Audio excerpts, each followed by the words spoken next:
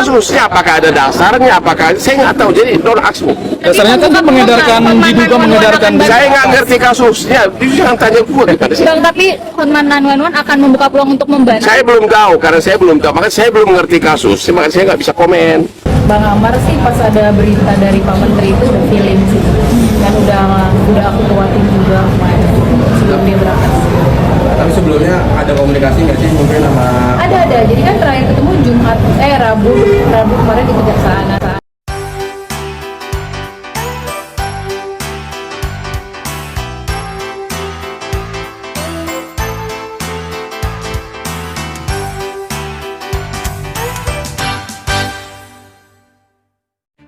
Namun hasil penyidikan, Kasih Biduk Kejari Jakarta Pusat menduga Amar dan komplotannya sudah mengedarkan sabu dan ganja di dalam rutan sejak Januari 2025. Jadi peran dari tersangka MA alias Aset ini sebagai gudang. Saya seperti itu berdasarkan BAP dari tersangka gudang dan kemudian dia menyimpan narkotika. Kalau gudang Mas Amar ini dibilang kalau dia punya gudangnya pasti udah digerebek dulu nggak sih gudangnya? Bener nggak? Baru ditangkap.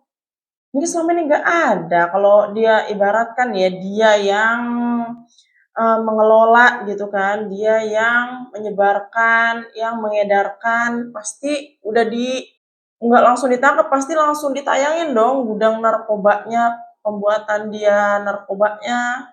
Dari inisial A kemudian disimpan untuk diedarkan di rutan. Nah, diedarkan di rutan katanya. Terus pada kemana ini orang-orang yang di rutan yang kerja? Astagfirullah, kok bisa nggak ketahuan logikanya ya, logikanya. Kan dia di dalam sel. Gimana cara dia nyebarinnya? Coba dipikir dulu. Ada barang bukti, 6 orang tertangkap, jadi ya saya rasa kemungkinan kecil untuk tidak terbukti. Cuman wallahu alam, saya nggak tahu. Dia pada waktu itu berbicara dengan mantan istri Ahmad Zoni, Iris Bella pada waktu itu untuk memberi kesempatan pada Amar, dan Iris Bella memberi kesempatan. Di saat proses Amar keluar dari penjara 1, 2, 3 minggu, tahu-tahu Iris Bella telepon. Dia memutuskan, kalau nggak salah di awal November, dia memutuskan untuk Bang, Bismillah saya mau ceraikan. Nah, di saat itu saya tanya apa alasannya. Udah kecewa lah, udah dia bilang, Bang, berkali-kali. nanti abang tahu lah. Dia nggak mau ngomong apa yang terjadi, dia nggak mau ngomong. Tapi secara Bisa jadi sih ini berjalannya sebabnya waktu, ya. kita lihat Amar kena lagi di Jadi baru November, terkuaknya Desember. tuh sekarang Amar kena gitu. lagi di Desember. Ya mungkin itu yang jadi bahan pertimbangan Iris Bella pada waktu itu. Iya Pak. Kalau dulu banyak orang yang menyalahkan Iris Bella, kenapa kok Iris Bella suaminya baru keluar dari penjara, kok gugat cerai. Iya. Kenyataan berbicara lain ya. Jadi keputusan Iris Bella untuk melepas Amar saya rasa betul ya. Yang jelas mungkin dari lingkungan juga, dan memang karakter personalnya memang mungkin sulit untuk dapat masukan dari. Sorry banget nih buat pengacara Zoni ya. Karena di sini kesannya tuh kayaknya Bapak tuh menyudutkan Pak Amar gitu ya, kesannya tuh ya. Kita sebenarnya nggak tahu ya maksudnya, ya mungkin intinya mah dia tuh kecewa lah ya, karena udah didampingin selama berkali-kali tapi nggak ada kapoknya Pak Amar ini ya. Di orang ya, sulit untuk dapat saran dari orang, sehingga apa informasi yang benar yang disampaikan kepada dia itu nggak masuk dan nggak diterima sama dia. Dia kita kecewa ya. Kita udah berusaha untuk dampingin dia, untuk mengarahkan dia yang lebih baik, karena saya pengen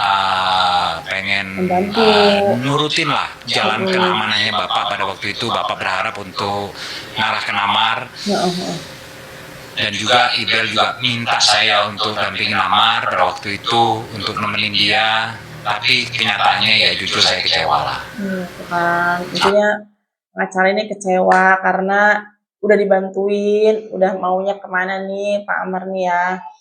Tapi ternyata dia melakukan kesalahan yang lebih fatal. Waduh, ini udah pengacara pertama aja nih. Udah kayaknya, udah lemes nih kayaknya ya sama beritanya Pak Amar ini. Ya, kirim surat Pak Ustadz menceritakan kronologisnya. Pak Ustadz terus minta tolong saya. Tapi kan saya belum mengerti kasusnya. Jadi saya nggak bisa. Saya hanya posting, tapi mengerti. Saya belum bisa berbuat apa-apa karena saya nggak ngerti kasusnya. Iya. Itu aja. Jadi si Pak Ustadz minta tolong saya agar bersuara.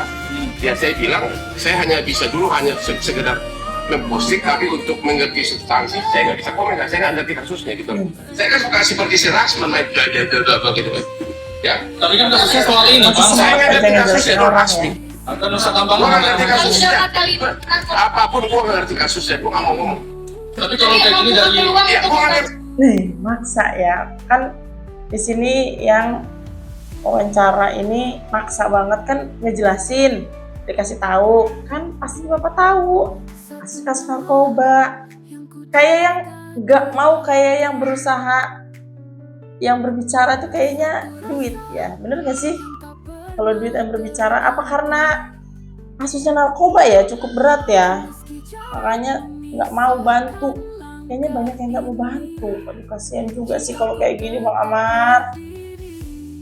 Kasusnya apakah ada dasarnya, apakah saya nggak tahu. Jadi itu Rasmi. misalnya kan dia mengedarkan Saya nggak ngerti kasusnya. Itu tanya gua. Tapi Hotman 911 akan membuka peluang untuk DM Saya bersama belum tahu nangis. karena saya belum tahu, makanya saya belum mengerti kasus, makanya saya nggak bisa komen. Udah dijelasin kasusnya berkali-kali, kayak yang nangis lagi nggak mau dengerin.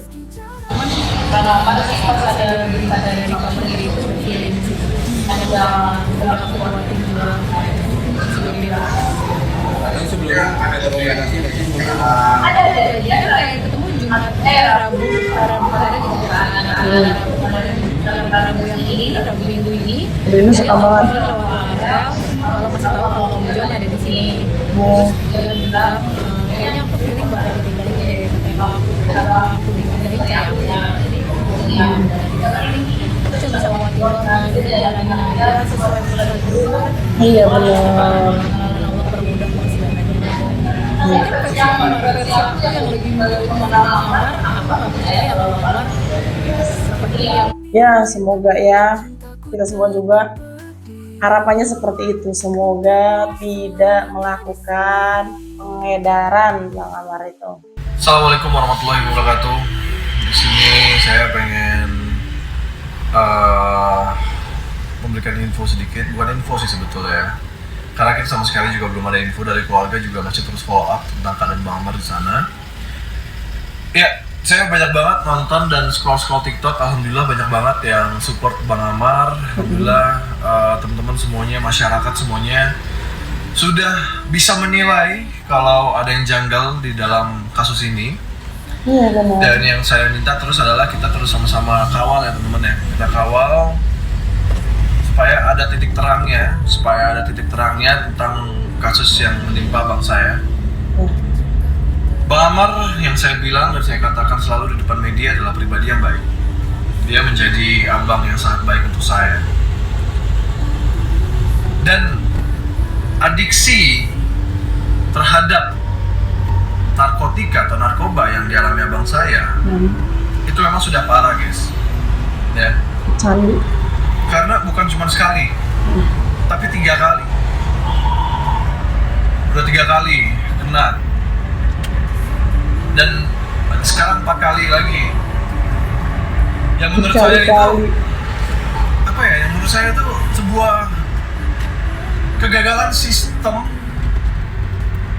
yang Di sini adanya nyalain sistem. Ya, intinya mah Abang Amar ini dituduh lah ya sebagai pengedar karena buktinya nggak ada. harusnya itu Bang Amar atau pecandu-pecandu narkoba itu dilindungi oleh negara. Betul. Itu menjadi tanggung jawab negara. Oke? Harusnya direhabilitasi. Iya betul. Kalau Tidak ada kata pemakaian. yang tepat lagi selain, saya pikir bukan hanya Bang Amar sih, pecandu-pecandu narkoba lain itu harusnya direhabilitasi. Rehabilitas. Loh. Karena malah dihukum. Ya kan karena di sini dihukum karena dia pengedar. Ya polisi juga nggak bisa sebenarnya asal nangkep kalau nggak ada bukti gitu aja. Tapi ya semoga memang apa yang diomongin sama adanya Bang Amar ini bener ya. Kalau abangnya tuh cuma pemakai bukan pengedar. Kita lihat dulu aja yuk komentar dari netizen. Kan abang lu udah pernah direhab Adit, si Amar. Kan awal ketangkep direhab baru dilepasin. Pakai lagi ketangkep lagi. Bukan nggak direhab oleh pemerintah, tapi dasarnya nggak mau berubah, betul. Ya, emang. Karena udah dari tahun 2017, 2000 berapa itu ya? 2023, 2024, 2025. Pakai lagi. Jangan-jangan nih, munculnya underground bisnis yang berujung pada penangkapan Omar Zoni, barang haramnya datang dari mana? Jangan-jangan datang dari hasil tangkapan polisi. Jadi polisi yang sedang butuh uang, sedang cekap dompet yang sedang tipis, lalu memanfaatkan barang bukti di sana berupa narkoba untuk mendapatkan uang. Jangan-jangan nih, Ya, sama pemikirannya. Takutnya dijebak. Ya kita nggak musuh-ujon lah pokoknya. Semoga cepet ketahuan tuh ya buktinya mana gitu kan, kalau memang dia nih pengedar gitu, pastinya kan dibeberin juga tuh ya nanti. Semoga di sana Bang Amar juga bisa ngejalaninnya dengan sabar. Semoga kalaupun ia cepat sadar dan bisa kembali lagi melanjutkan kehidupannya yang lebih baik lagi ya. Jangan pakai yang seperti itu pokoknya guys ya. Udah jelas yang pertama rugi banget hidup kita tuh kalau untuk pakai kayak gitu untuk cuman senang-senang sementara, tapi ujung-ujungnya apa? Keluarga, anak meninggalkan kita ya. Oke, sekian seperti itu aja, kayak gitu aja berita tentang Kak Amar Zoni. Semoga kejanggalannya cepat terungkap.